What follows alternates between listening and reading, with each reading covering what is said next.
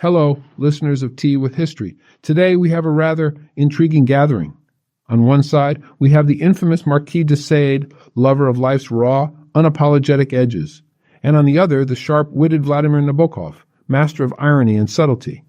Gentlemen, thank you for joining us, or at the very least for not declining. Decline?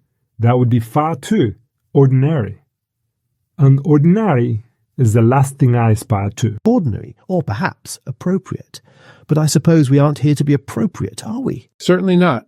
I would be shocked if either of you displayed any restraint. Let's dive right in. Marquis, in your writings, you explore the extremes of pleasure and pain. What was your purpose in this journey? My dear, my purpose is to open people's eyes to who they truly are. Why suppress our deepest desires when we can embrace them? As I like to say, beauty is honesty with one's own depravity. Intriguing. Meanwhile, some of us prefer a certain refinement. Not that I judge, but I believe the word elegance is missing from your vocabulary, Marquis. Elegance? Oh, Nabokov? Elegance is merely a mask we wear to hide our true self. I prefer less. And you? Do you prefer to hide behind polished words? Polished words, perhaps, but words still sharp as knives.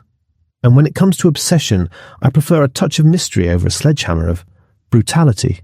Some of us enjoy subtlety rather than throwing it out the window. Let's just say you both have unique approaches, but you each provoke strong reactions in your own ways.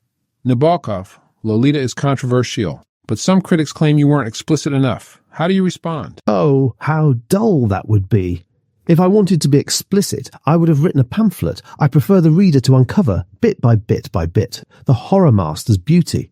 A hint of mystery always adds charm. Nabokov, it seems you like to flirt with danger, but gloves on.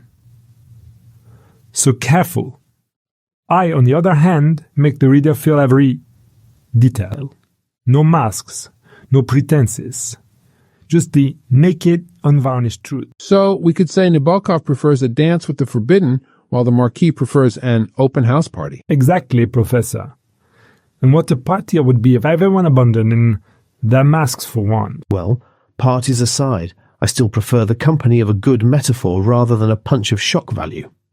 After all, subtlety is the hallmark of great writing. And modesty too, I'm sure.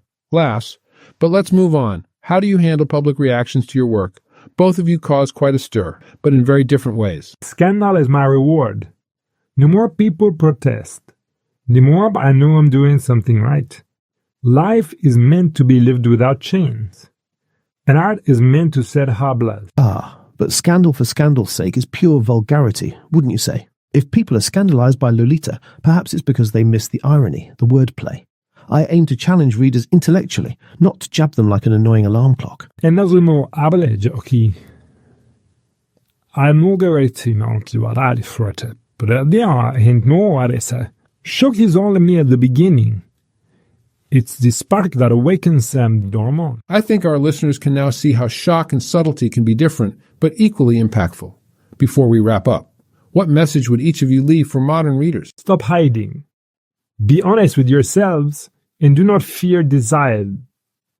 True freedom lies in embracing who we are, without shame. I would say, appreciate the power of words, and understand that each layer of a text holds a secret.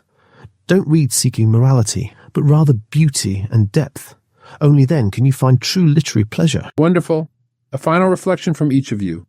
Marquis Nabokov, thank you for this gathering of minds and temperaments. To our listeners, until next time, keep seeking beauty and truth, whether subtle or shocking.